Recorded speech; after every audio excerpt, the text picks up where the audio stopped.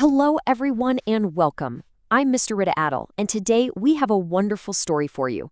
We're going to answer a pretty fun question. Is a king powerful enough to boss around the entire ocean? Let's find out. Okay, so let's keep this big question in our minds as we dive into our story. Just imagine the most powerful person you can think of, a king. Do you think even a king can tell the mighty ocean what to do? Let's see. Our story today is all about a very famous and wise king from England. His name was King Canute. And he wasn't just any old ruler. He was known for being incredibly smart and super fair to all the people in his kingdom. Now, every king has a throne, right? But a throne is so much more than just a fancy chair. It's a huge symbol of all the king's power. It's the very spot where he makes big, important decisions for everybody. So, this king had a lot of helpers, or officers, and they were always telling him things like, "Oh, you are the greatest king ever. You're so powerful. You can do absolutely anything." But the wise King Canute, he knew that just wasn't true, and he decided it was time to teach them a lesson they would never, ever forget. And he came up with a really clever plan. Instead of just telling his officers they were wrong, he decided he was going to show them. So he ordered his servants to carry his big, heavy royal throne all the way down to the sandy beach and put it right next to the ocean waves. Okay, so picture this. All his officers are gathered on the beach, watching and probably whispering to each other, wondering what's going on. Then the king sits right down on his throne. He's just sitting there, facing the waves as the tide slowly starts to creep up the sand. And then, in this loud, booming voice so everyone could hear, he shouted at the sea. Can you believe it? He gave it a royal command, just like he would to a soldier. So what do you think is going to happen? Is the ocean going to listen to the king? Nope, of course not. The sea didn't pay any attention to the king at all.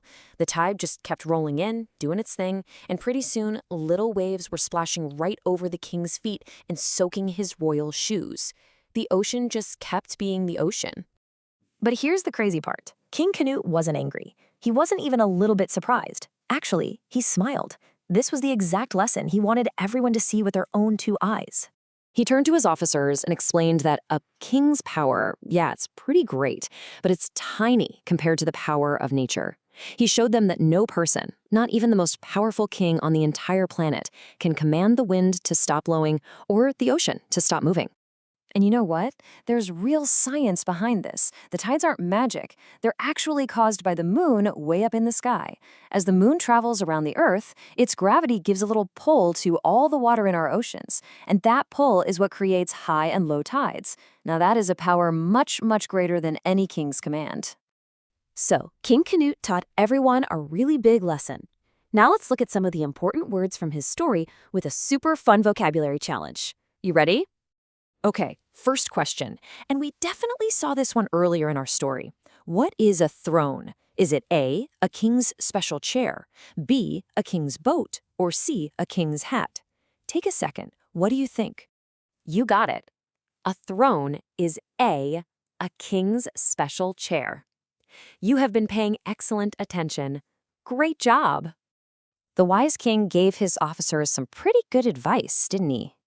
Well, the words we use for giving advice are really, really important. So let's practice with a quick grammar challenge. All right, how would you finish this sentence to give some good advice? You blank be kind to your friends. Should the word in the blank be A, shouldn't, B, should, or C, can't? Excellent. The word is should. We use should when we're giving helpful, positive advice or suggesting something good for someone to do. Okay, last one. You're doing great. How do we complete this sentence? The box is blank heavy for me to carry. Is the missing word A enough, B too, or C very? Perfect. The answer is B, too. We use too when something is so heavy or so hot or so something that it becomes a problem. You all are grammar superstars. You did an amazing job on those challenges. So, let's think about our story one last time. What was the most important lesson of all? What was the best advice? The big lesson is really this. The story of King Canute is a great reminder that even though people can be really powerful, nature is always more powerful. He was a truly wise king, not because he tried to command the sea, but because he was smart enough to understand that he couldn't. And that's a lesson for all of us. And that leaves us with one final question to think about.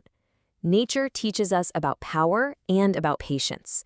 What other amazing lessons do you think we can learn just by looking at the world around us? Thanks so much for learning with me, Mr. Rita Adele. Today, I'll see you next time.